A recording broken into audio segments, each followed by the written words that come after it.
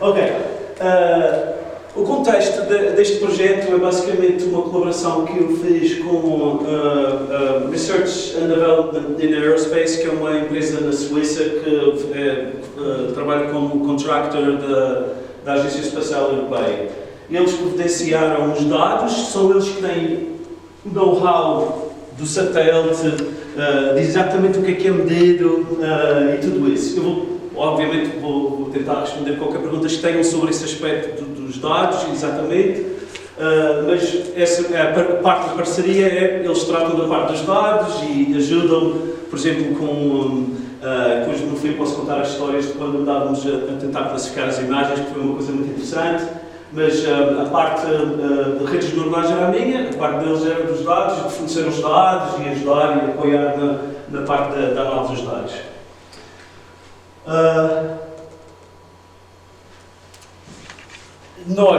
A nossa estratégia era de aplicar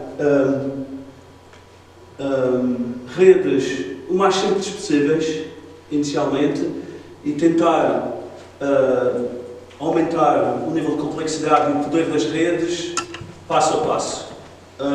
Hoje eu vou apresentar principalmente os resultados dos primeiros 2 passos, das primeiras 2 tipos de redes que usamos para resolver este assunto. E obviamente o objetivo principal, que eu disse, foi nós queríamos, o RDA gostava que tivéssemos uma tool que pudesse identificar imagens que estivessem contaminadas com interferência, que chamam Radio Frequency Interference, vou ver aqui sempre referenciado como RFI. E é basicamente, pelo que eu percebi, é basicamente o instrumento do satélite é muito sensível e, por exemplo, se tiver telemóveis no mar ou na terra que estejam a funcionar ligeiramente fora da banda de frequências que é suposto estarem a funcionar, interfere e interfere bastante com as imagens. E já vou mostrar qual é o aspecto da interferência das imagens. E então, inicialmente, o objetivo era simplesmente classificar a imagem de acordo com há RFI na imagem ou não há RFI na imagem. Okay? Sim ou não? 0 ou 1. Que é, obviamente, a coisa mais fácil. A gente vai ver aqui os resultados no fim, mas vamos ver que atingimos relativamente facilmente accuracies ou precisões de 90% ou acima de 90%. Ou seja, a rede só falhava menos 10% das imagens e fazia uma classificação errada. Mas, obviamente, isto é sempre com o mínimo dos mínimos. Em termos de modelos, eram os mais simples, mas também em termos de dados que usávamos para treinar as redes, também era uma coisa ridiculamente baixa. Portanto, estamos bastante satisfeitos com os resultados. A gente vai falar um bocadinho mais sobre isso mais para o fim, ok? Numa segunda ou terceira fase, dependendo de como a gente olha para as coisas, que é a fase que eu estou agora, é de tentar não só identificar as imagens de acordo com tem RFI ou não tem, como localizá-la. Fazer um quadradinho, um retângulozinho e dizer tem RFI e está aqui.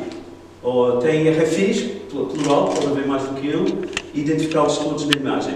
Isso implica um salto considerável na complexidade neuronal e é uma coisa um bocadinho mais ambiciosa. Mas se quiserem, especialmente os dois especialistas em inteligência neuronais, pode ser que a gente pode falar um bocadinho e tem um par de slides nos planos sobre o modelo que estamos a pensar a usar e tudo isso. Ok, este aqui é o satélite, é o CMOS, é um satélite que foi lançado em 2006, se não me engano. Já está um bocadinho velhinho, aqui há uns meses atrás desligou-se e depois a ESA foi de fim de semana e estava o meu colega da RDA estava preocupado a ver se tinha trabalho ou não durante o fim de semana. Depois lá conseguiram trazer de volta. Este aqui é um bom exemplo da imagem de satélites que temos. Tem uma simetria hexagonal, este instrumento. Depois, se quiserem, as pessoas, tem aqui alguém de imagens de satélites? Depois podemos falar sobre a simetria, porque depois a gente vai falar dos detalhes da razão de como é que se processa dados que têm simetrias ou que não, tem os seus desafios. E o RFI aqui, não sei se aparece aqui bem, mas tem uns raios que saem, tem um padrão bastante definido. Que é boas notícias para nós, porque como a variabilidade que esperamos neste tipo de interferência, em termos de forma, não é muito grande. É sempre uma estrela, é sempre um pico o que é medido é brilliance temperature, não sei como é que se traduz em português. É uma espécie, uma coisa relacionada com temperatura e há sempre um pico. É sempre, as maneiras tradicionais de detectar RFIs são baseadas em técnicas de estatística de detecção de outliers. Porque eles geralmente são sempre valores excepcionalmente altos comparados com o resto da imagem. Portanto, não é uma imagem muito desafiadora, para ser honesto. É uma coisa relativamente radiância, não é? Só uma radiância. É capaz de ser. Eu tentei ler a página da Wikipedia sobre a brilliance temperature e não estava a conseguir chegar lá. Porque eu, por exemplo, depois eu estou a falar destes detalhes. Portanto, esta é o que a gente está a procurar, variações disto. Às vezes, quando a gente faz um plot destes valores, não aparece a interferência tão obviamente, mas é mais por causa da decisão automática que os programas de software fazem quando fazem plots de imagens. Às vezes as escolhas das cores faz com que seja mais discreto o RFI. A rede neuronal não se importa com isso, detectam já mesmo. Mas é só para nós, quando fazemos estas visualizações, às vezes funciona contra nós. Aqui os nossos dados são todos extraídos de ficheiros CSV, simplesmente com os dados lá. Inicialmente, mais por causa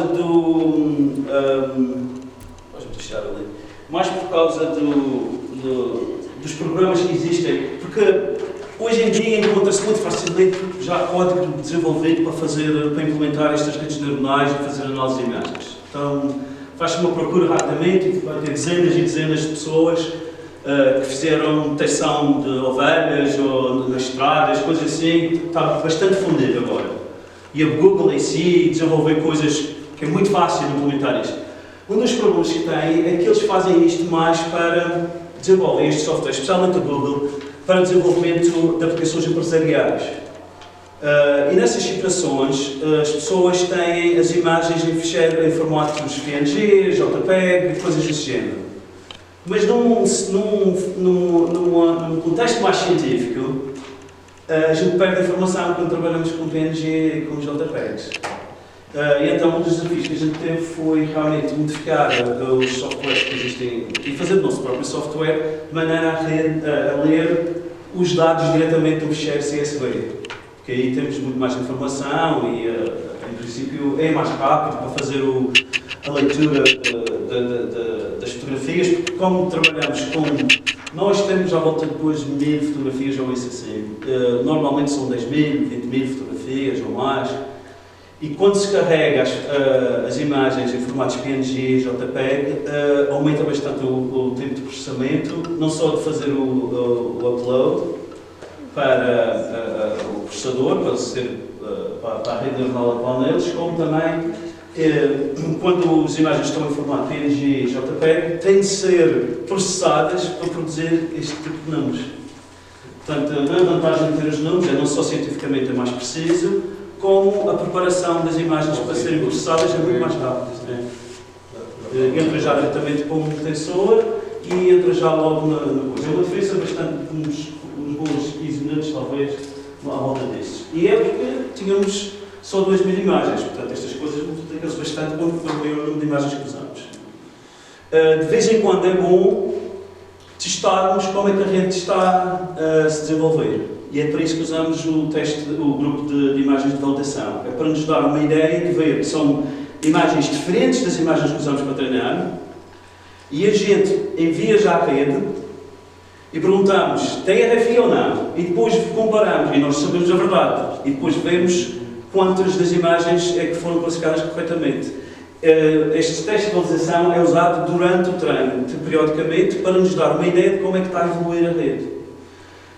Mas precisamos de um terceiro grupo de imagens, que é o grupo de testes, diferente dos de validação e diferente dos de treino, para fazer uma avaliação final. Quando nós decidimos que estamos satisfeitos que a rede treinou o suficiente, então fazemos um round final com o grupo de imagens de teste e vemos então de quantas das imagens foram classificadas corretamente. Ok. E aqui temos uma tabela com as decisões que fizeram.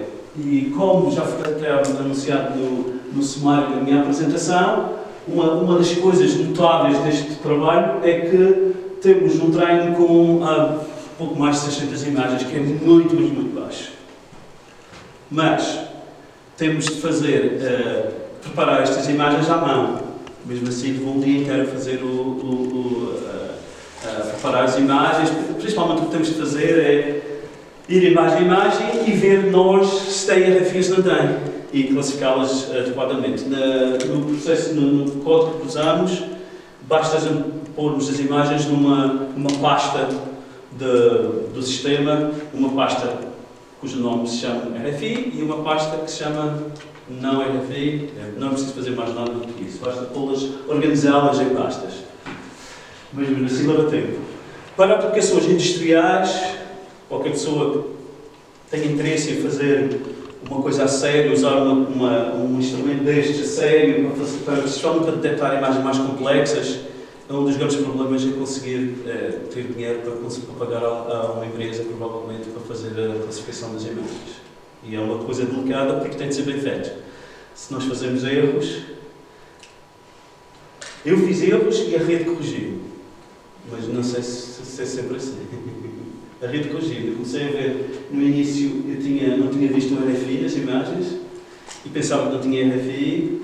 Depois eu disse à rede, não tem RFI aqui, e a rede continuava a dizer que tem RFIs. Que havia uma classificação errada. E eu comecei a ver as imagens e o que é que está a passar? Foi aí que entrou a RDA, faria lá o colega da RDA. Podias-me ver aqui estas imagens e disse, não, a rede está a razão, tem RFI aqui. Não vejo por causa da escala de cores da imagem, que não é óbvio. Mas para esse colega, que a vida dele é isto, ele via logo que tinha RFI.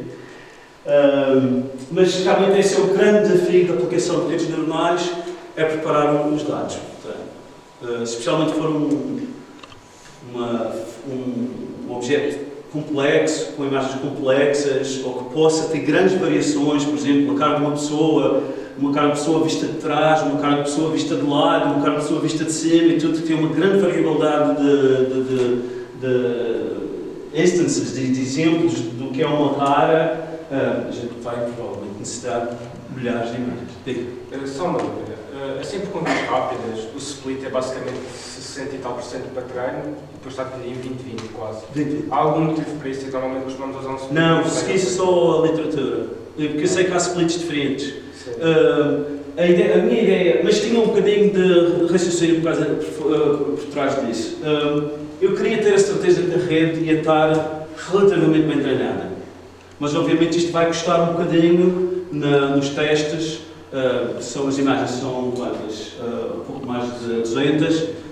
Isso significa também que quando a gente mede a performance da rede é baseado em imagens, o número de imagens relativamente mais pequeno, e a gente tem de usar as accuracies, as precisões, a gente tem de ser importadas com um bocadinho mais de cuidado. Mas o meu objetivo principal era realmente pôr um ênfase no treino da rede. Posso saber também que GPU usaste e se fizeste cross-validação? Eu fiz isto tudo no Colab da Google. E, por exemplo, nós fizemos uns runs em redes densas e nem sequer precisei de GPU, eu fiz no GPU. E cross-validação fizestes? Não. Seria talvez no passo seguinte, porque os resultados foram relativamente bons. Fiquei muito impressionado, nós ficamos os dois muito impressionados quando a rede começou a corrigir. E a razão principal é porque o que estamos a detectar é relativamente simples. É um padrão muito simples, com pouca variação, talvez de escala, um bocadinho de localização. As CNNs lidam com isso automaticamente, portanto não havia grandes desafios em termos de treino e de certificar que a rede estava bem treinada. Ficou bastante claro que a rede treina-se muito facilmente. Ok, conceitos básicos de redes neuronais, visto que parece que há uma ligeira maioria de pessoas que gostaria de ter um bocadinho de aprender um bocadinho das bases. Ok, as redes neuronais são basicamente uma maquinazinha que é composta por pequenos componentes, todas juntas, que trabalham todas juntas. Estas componentes são muito simples, mas o comportamento impressionante que normalmente temos de redes neuronais é pelo facto de elas trabalharem todas juntas. É por isso que se chama network ou rede, que são elementos computacionais muito básicos que estão ligados entre eles e esse trabalho conjunto das redes neuronais é o que produz comportamentos bastante complexos, bastante sofisticados. Esse elemento computacional elementar chama-se um neurão, é inspirado nos neurónios do cérebro, mas foi uma missão inicial que muito rapidamente se perdeu. Hoje em dia, os neurónios das redes neuronais não têm nada a ver com os neurónios biológicos. Às vezes eles inspiram-se em descobertas que se fazem em neurologia e tudo isso, mas as redes neuronais são fundamentalmente não tem nada, tem muito pouco a ver com a biologia. Simplesmente a biologia serviu como inspiração. Estes neurónios funcionam muito facilmente, são muito básicos. Cada neurão, o seu trabalho é simplesmente receber inputs de outros neurónios, um ou mais neurónios, faz uma soma pesada desses inputs e depois o resultado dessa soma é fornecido a uma função que se chama função de ativação, que é uma função relativamente sofisticada, geralmente são funções não lineares e são grandemente responsáveis pelas capacidades das redes neuronais. E essa função de ativação produz um output. E este neurónio produz este output e muitas vezes é fornecida a outro neurónio. Okay? A grande evolução que houve nas redes neuronais foi nesta função de ativação, a função que recebe como input a soma pesada dos outros inputs. Esta função de ativação foi uma das culpadas das redes neuronais que têm explodido aqui há uns 10, 15 anos atrás, porque conseguiram descobrir umas funções de ativação que resolveram muitos problemas que existiam nas redes neuronais antes dos anos 80 e 90, quando as redes neuronais ganharam um certo sucesso, mas depois o entusiasmo caiu um bocadinho. Uma das grandes culpadas foram as funções de ativação que estavam usadas nos anos 80 e 90. E houve uma grande evolução destas funções, que não são nada muito complicadas, mas foram ideias excelentes que investigadores tiveram, que libertou a capacidade das redes neuronais. Se quiserem, depois podemos falar um bocadinho mais das funções de ativação, se tiverem curiosidade. Normalmente estas funções de ativação produzem ou valores 0 e 1, ou valores entre 0 e 1, ou valores entre menos 1 e 1, mas há funções de ativação que produzem valores fora desse domínio. Mas normalmente, em redes neurais, gostamos que os valores estejam mais ou menos normalizados, que é para não entrar em regimes de simulação e que fique presos e coisas assim. Às vezes, quando temos valores pequenos e depois de vez em quando aparecem valores muito grandes, às vezes a rede tem dificuldade em lidar com esse tipo de situações. Portanto, a gente gosta sempre que todos os valores que estejam envolvidos na rede neuronal sejam valores normalizados, 0 a 1, menos 1 a 1, coisas assim, para manter as coisas a fluírem bem. E portanto, como eu estava a dizer, a grande revolução das redes neuronais foi nesta função de ativação, a função que recebe a soma ponderada, e também na quantidade de neurões que se pode simular no computador. Portanto, a capacidade computacional foi o segundo aspecto que fez com que as redes neuronais explodissem. Okay? Porque eu lembro-me quando estava no técnico a fazer as minhas redes neuronais, a gente fazia num PC, fazia uma rede neuronal, talvez com 200 neurónios, 400 neurónios, quando muito. E agora temos redes com milhões de neurónios. Exatamente, milhões também. Mas quanto maior a rede, mais necessidade precisa de exemplos de treino. Portanto, é uma coisa que não se pode só simplesmente jogar neurónios no resto de normalizar os dados à entrada. Por exemplo, até, não sei se repararam, mas os dados têm NAA, Non-Numerical Limit. Eu tive também de processar, no pré-processamento das imagens, eu tenho de retirar os NAAs, porque a rede não é doida. E como é que fizeste o admin disso? Eu resolvi pôr no máximo. Porque eu pensei, desde que seja... O máximo isto é no no máximo da imagem, para ficar, ou no mínimo, talvez tenha sido no mínimo. O que eu pensava era, desde que seja uma coisa flat, que não haja features nenhumas, a rede vai olhar para isto como se fosse barulho. Mas são daquelas coisas que funcionou para mim, mas que a gente tem que ter sempre em atenção, se a gente vai fazer aplicações noutras áreas, a gente tem que ter cuidado, e sempre verificar e ver se a coisa está funcionando bem ou não. Isto aqui é uma representação gráfica do neurónio. Temos inputs para o neurónio, estes são os pesos da soma ponderada que se faz, é tudo somado, produz um valor, é fornecida a função de ativação e a função de ativação produz um output. A aprendizagem, como é que as redes aprendem? E aqui foi, obviamente, um dos grandes avanços que havia, mas isso já havia desde os anos 60. O processo de aprendizagem está mais ou menos estabelecido e não houve assim grandes diferenças desde os anos... Os primeiros artigos científicos sobre esta coisa de usar máquinas para funcionarem de maneira semelhante a neurónios vai até os anos 40. Eu acho que é uma cola de Pillett and Pitts, que acho que é um dos primeiros artigos em que eles falam em tentar fazer a mímica de redes biológicas. 1948, à volta disso. Portanto, há muitas ideias aqui que estão há quase há 100 anos que estão aí presentes. As coisas é que têm ido assim oscilando-se um bocadinho ao longo destes tempos.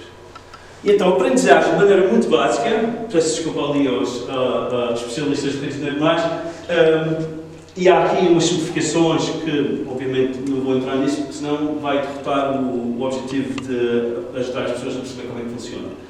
A aprendizagem é basicamente um processo de otimização. E qualquer pessoa que queira aprender a aprendizagem tem de aprender a otimização, no ramo da matemática, que geralmente é ensinado já a nível de mestrado. E a maneira como funciona é a seguinte. Vamos mostrar aqui uma rede. Este é só um exemplo de uma rede simples, que tem os neurónios geralmente são organizados por camadas, ou layers. Esta é uma camada de neurónios, esta é outra camada de neurónios, esta é outra camada de neurónios. E as camadas são feitas em relação à direção do fluxo de informação. Portanto, estes neurónios aqui representam a informação que é fornecida à rede. Se for, por exemplo, uma imagem, isto forneceria o valor de um pixel, este forneceria o valor de outro pixel, este o valor de outro pixel, e por aí adiante. E a computação em si é feita por estas três camadas. E como vê, cada neurónio recebe a informação de outros neurónios. Neste caso, é um exemplo de rede densa, em que cada neurónio recebe inputs de todos os outros neurónios e fornece outputs a todos os outros neurónios também. Portanto, a gente vê ligações que são geralmente bastante densas. Hoje em dia, não se usa este tipo de redes porque tem várias vantagens que a gente pode discutir a seguir. E então, cada uma delas fornece a sua informação, o seu output para cada um dos outros neurónios e, inicialmente, os pesos de todas as ligações e os valores que os neurónios têm como output são, aleatoriamente, na primeira fase, é tudo, os valores são todos assignados aleatoriamente. Já há umas optimizações hoje em dia em que eles tentam fazer, os números são totalmente aleatórios, às vezes são números que são tirados de uma distribuição normal e coisas assim, que é para tentar ajudar a rede a começar bem. Mas se começarmos com valores aleatórios dá. E então damos um input às redes e fornecemos esses valores e propagamos, é o termo técnico, esses valores de camada para camada, de neurónio para neurónio. Cada neurónio recebe esses valores e produz o seu output. E depois aqui no fim faz o seu output. No fundo a rede diz, este é o resultado que eu acho que deve ser associado ao input que me deram. E é neste ponto que entra uma outra função chamada loss function, função de perda, não sei se é exatamente assim que se traduz em português, mas a tradução direta é função de perda. É uma função que vai dar um score, vai dar um valor a quão perto a resposta da rede é da resposta que nós queríamos. Okay? Geralmente, quanto maior o valor dessa perda, pior a rede foi a resposta da rede. E uma das grandes evoluções que houve foi que nós não precisamos estar envolvidos neste processo. A própria rede vê esse valor, guarda esse valor, Depois, calcula uma das maneiras de implementar a aprendizagem na rede é ver quanta influência este neurónio teve naquela resposta, quanta influência a resposta deste neurónio teve naquela resposta, quanta influência este neurónio teve nesta resposta, e faz isto para todos os neurónios. Uma maneira matemática de fazer isto é calcular a derivada.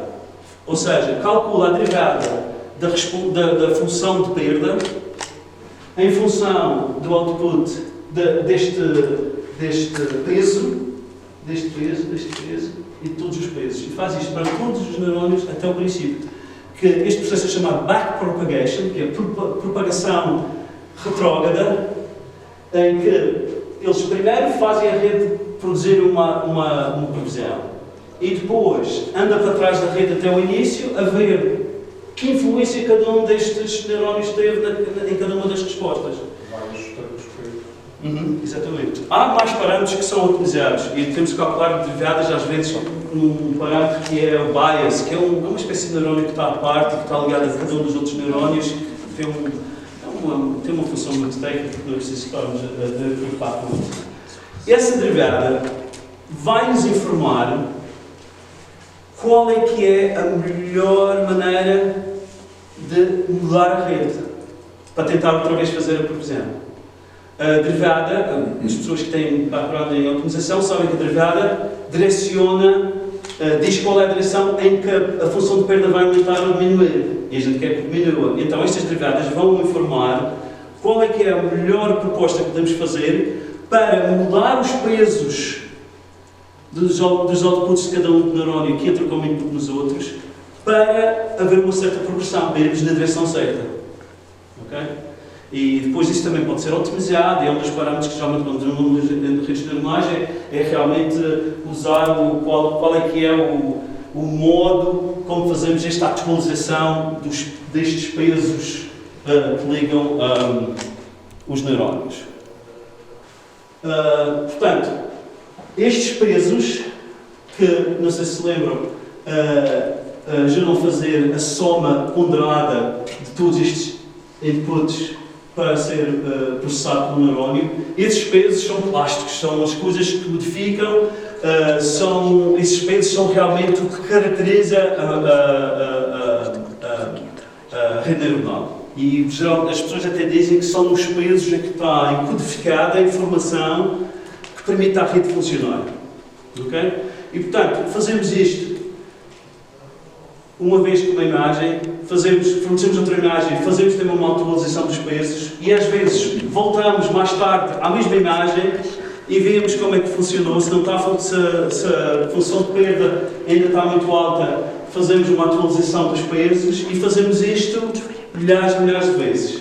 E chega ao ponto em que a rede, se tivermos sorte, começa a convergir e fazer trabalhinho melhor.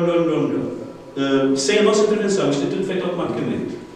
E é uma das coisas geniais das redes neuronais, é que a nossa intervenção, temos de intervir, obviamente, nas escolhas da arquitetura, funções de ativação, a função de perda, a função que decide se a rede está a fazer um bom trabalho ou não, também é um aspecto que temos de decidir, temos várias escolhas à disposição. Portanto, há muito trabalho para nós fazer, especialmente para arranjar a rede. Mas depois, na parte do treino, é deixar correr no computador, geralmente como eu estava a perguntar onde é que corria isto. Só nas redes mais complexas é que comecei a usar Graphical Processing Units, GPUs, porque realmente, quanto mais complexa a rede fica, mais cálculos há. E são cálculos competitivos, não são muito complicados. E é por isso que as GPUs geralmente são suficientes. Okay.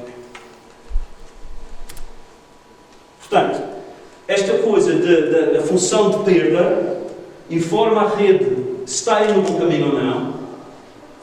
E depois temos então um processo de atualização, de mudança dos parâmetros da rede, dos pesos da rede, para tentar convergir no tipo de respostas que queremos. Aqui é uma rede que se parece mais com a rede que nós usamos para detectar RFIs.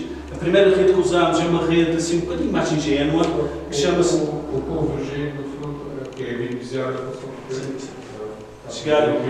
Seja É tal coisa. O objetivo é minimizar a função de perda. Mas nunca sabes, fica preso num mínimo local. E eles têm o mesmo problema, as redes neurais têm o mesmo problema de qualquer problema de optimização. A gente nunca sabe se tem um mínimo local. A gente sabe que é o mínimo. E há outro problema também, que eu tomei consciência há pouco tempo, às vezes ficam presos em pontos de célula, acho que é assim que se chama em português, saddle points. Mas os saddle points são fáceis de ver, porque se a gente fizer uma perturbação do estado da rede e está num saddle point, ela cai, ela sai daquele ponto.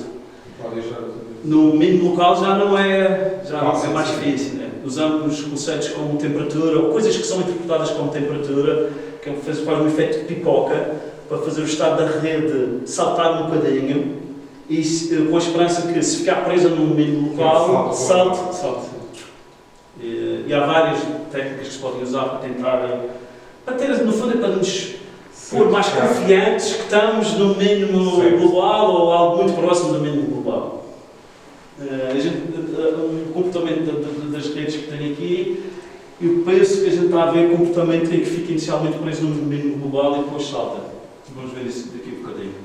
Mas eu quis fazer uma simulação primeiro, porque são redes muito simples de implementar.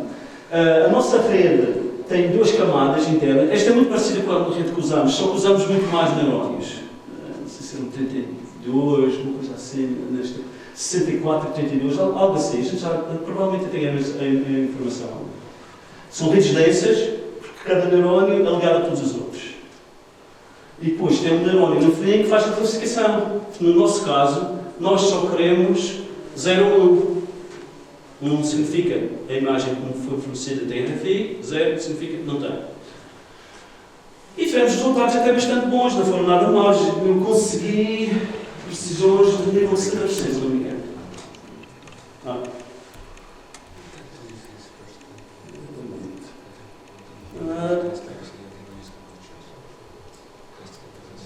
Exato. Então, à volta de. Eu usei uma rede densa com uma camada só, conseguia classificar os RFIs corretamente 62% à volta disso.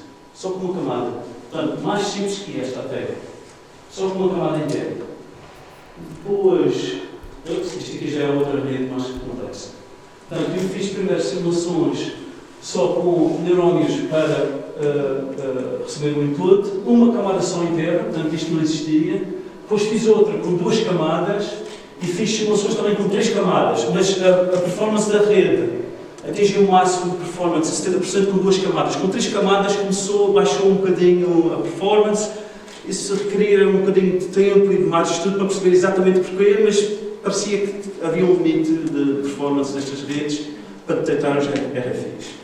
Uma das razões principais é que estas redes analisam a imagem como um todo. E, por exemplo, para esta rede, uma imagem com RFI na parte superior à esquerda, é fundamentalmente tratada diferente de que uma imagem com um RFI muito semelhante noutra parte da imagem. São consideradas situações diferentes. Portanto, não consegue fazer generalização muito boa. As redes que usamos a seguir, a arquitetura que usamos a seguir é mais sofisticada e tem, por exemplo, é invariável em relação a translações, é invariável em relação a hierarquias. Portanto, tem uma capacidade de subtileza de analisar imagens que as redes densas não têm. As redes densas olham para a imagem completa e dizem esta imagem tem um RFI, mas fica um bocado agarrada a muitas características dessa imagem em si. E não consegue generalizar que, por exemplo, a RFI é aquele padrãozinho de estrela. Diz sempre, se tiver imagens parecidas com aquela que a gente deu, classifica corretamente. Mas se a gente tiver uma imagem com RFI, mas de uma localização diferente, com intensidades diferentes, a função densa vai achar que não é parte dos exemplos que tem. Estas novas redes que nós usamos, que é as Convolutional Networks, que, por incrível que pareça, são bastante complexas, mas são muito corriqueiras hoje em dia. Estas as redes neuronais de convolução, tradução livre, hoje em dia são consideradas básicas e até são usadas como parte de outras redes mais complexas. É uma componente destas CNNs, vai ser como eu vou referir-me a elas daqui em diante, Convolutional Neural Networks. Estas CNNs são, hoje em dia, uma componente de uma rede maior, mais sofisticada. Portanto, não são, embora sejam sofisticadas, agora são uma caixinha que a gente põe numa arquitetura de uma rede para fazer o tipo de trabalho que elas fazem muito bem, que é, elas conseguem aprender bem padrões que apareçam a escalas diferentes. Portanto, numa imagem podemos ter um RFI pequenininho e ter uma escala muito pequenininha, assim, um cantinho de imagem, ter um RFI maior. Esta rede trata disso muito bem. Identifica as duas separadamente e sabe que são diferentes e tudo isso. E tem também variância transacional, que era aquele problema que a rede densa tinha, que é, podemos ter a mesma imagem, mas noutra parte da imagem, esta rede neuronal sabe que é um RFI. E não precisa de ser dito que, se estiver ali em cima, naquela posição da imagem, é RFI. A gente não precisa de dizer isso. Se esteja onde tiver o RFI, ela vai identificar é um RFI. E não se importa onde é que aparece na imagem. Se estão pequenino ou grande, depende do lugar. Exatamente. E há maneiras até de ensinar à rede invariâncias de reflexão, invariâncias de magnitude. Podemos ensinar à rede, por exemplo, uma RFI refletida e e ensinar à rede que é também um RFI. Mas temos de ativamente ensinar a rede, expor a rede esse tipo de coisas. Mas o treino tem custo maior, não é? Sim. Em termos de computação, não custa muito com uma imagem, mas é um custo que se vai multiplicar quanto mais imagens tivermos. E obviamente, a outra razão é, se a gente quer que a rede aprenda a identificar corretamente imagens refletidas, imagens zoomed in, quer dizer, o zoomed in é o problema da escala, mas de escalas maiores ou menores em comparação com o background, com os valores de background da imagem. Sempre que a gente queira mais capacidades da rede, podem assumir que vão precisar de mais treino, vão precisar de mais imagens. Porque as redes têm uma capacidade de quantos padrões, de quantas, chamam-se instances, exemplos que podem aprender. E pode-se escutar, se a gente começar a exigir muito da rede, vai ser preciso provavelmente apoiar a rede com mais treino. Senão não fazem o trabalho nada. Ok, esta arquitetura de convolução, se quiserem posso falar um bocadinho de convolução, se não quiserem, a convolução, posso só falar de como funciona na rede em si. Eu vou fazer principalmente dizer como é que funciona na rede e depois eu vou falar um bocadinho da matemática, mas as pessoas que sabem um bocadinho de matemática, especialmente matemática já a nível de mestrado ou doutoramento, a convolução especialmente é uma generalização do conceito de multiplicar duas funções. E no processamento de imagem é uma coisa até bastante intuitiva. Aposto que muitos estudantes de matemática quase que deviam aprender primeiro como é que as redes nós fazem convolução e vai ajudar a aprender a convolução mais teórica, mais matemática. E então, mas o que temos nestas arquiteturas é que temos agora uma camada que vai fazer convolução e só convolução. Portanto, as camadas neste tipo de arquiteturas, nas arquiteturas modernas das redes neuronais, as camadas começam a ter funções específicas. Fazem um trabalho. E depois, nestes casos, nestes CNNs, temos pares de camadas de neurónios que fazem convolução, embaralhadas com uma camada logo a seguir que faz max pooling, que é uma descrição do processo matemático que faz, mas que faz uma espécie de downsampling, ou seja, reduz a imagem a uma imagem mais pequena. Ok? E a gente já vai perceber um bocadinho melhor o que é que isso é útil e o que é que se faz assim. Portanto, isto aqui é uma representação diferente da rede neuronal. Acho que realmente tem. Esta é uma representação da rede neuronal um bocadinho diferente da outra. Na outra a gente via os neurónios individuais com os círculozinhos e ligados a outros neurónios. Estas arquiteturas já têm tantos neurónios que ficava a imagem completamente ilegível. Portanto, quando vemos esta camada, imaginem aqui que é uma fatiazinha cor de laranja, representa os neurónios de input.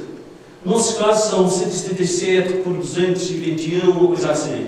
Portanto, são os milhares de pixels, são os milhares de neurónios só na camada de input, que recebe os valores do nosso ficheiro CSV, e depois esses valores são fornecidos à camada seguinte, que é a camada vermelha aqui, que que é a primeira camada que faz convolução, a gente já vai falar do que convolução é, e depois a convolução, quando faz o seu trabalho, fornece os seus outputs com uma camada de max pooling. Aqui a gente vê visualmente que é um downsampling, a imagem que tinha este tamanho à entrada, agora é um tensor. O tensor é uma generalização, é uma palavra que representa, quem tiver física sabe o que é um tensor, é usado muito semelhante de maneira que se usa em física.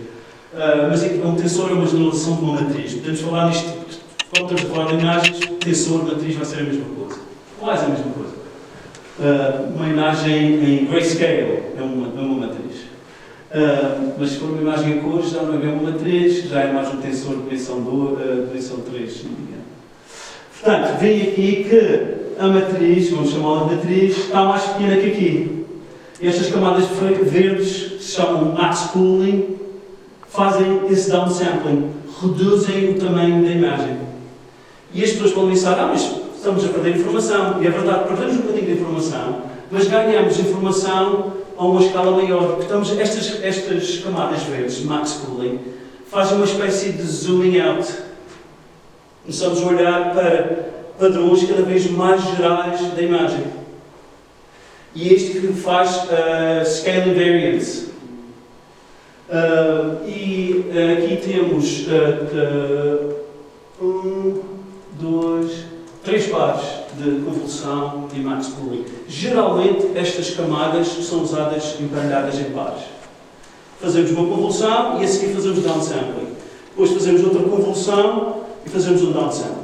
Okay? Mas ainda não expliquei o que é que a convolução faz. Eu tenho aqui umas figuras que eu acho que vão ajudar a gente a perceber. Acho que acabei de explicar primeiro o downsampling, que é também mais intuitivo, mas mais complicado. Isto aqui é um output que a gente recebe de TensorFlow, que é o framework que eu usei para fazer, para implementar as minhas redes neurais, que é o framework suportado pelo Google. Não é? Há outro que é, esqueci de ser o nome, como é que se chama o framework desenvolvido pela Facebook? PyTorch, exatamente. Que compete com este e cada há pessoas que geram por um, há pessoas que geram por outro, eu uso que é mais fácil de usar e não tenho dados extremas sobre isso. Mas eu pus aqui para verem o número de parâmetros que são otimizados.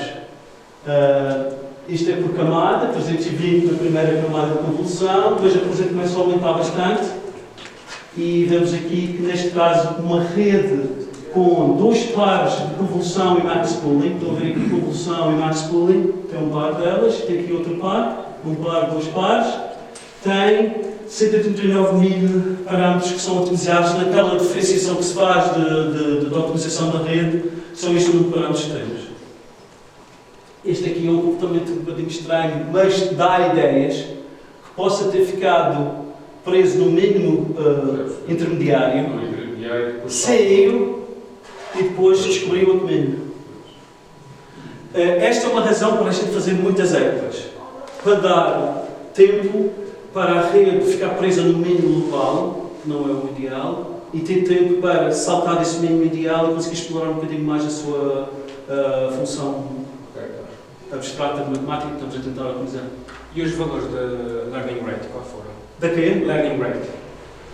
Eu penso que é 0.0001. Sim. Eu inicialmente fiz um bocadinho maior o learning rate, mas estava com um comportamento muito errático. E depois pus mais baixo, mas não fiz. Ainda não tentei fazer com o learning rate a diminuir ao longo do tempo. Reduzir no platô. É um learning rate fixo para a simulação interna. Tens aqui o platô a cerca 100, então podes fazer early stopping aqui. Sim. O que ali o colega está a dizer é que assim que a gente atinge um certo nível de performance, é melhor parar já lá. Portanto, às vezes o que as pessoas fazem é retreinam a rede e dizemos para no 100. Porque treinar a rede durante muito tempo, a rede começa a levar os exemplos de treino demasiado a sério e começa a modelar as imagens de treino. Quando a gente dá imagens diferentes, espalha-se. Uma coisa que eu acho que é muito importante é multiplicar o conhecimento. Claro. Para não ser só uma pessoa a saber. Não, e depois a interdisciplinaridade bem assumido, com esta horizontalidade, transferência de conhecimento da área para a área. E eles são um exemplo disso. Sim, sim. Obrigado por terem vindo. Obrigado a todos por terem.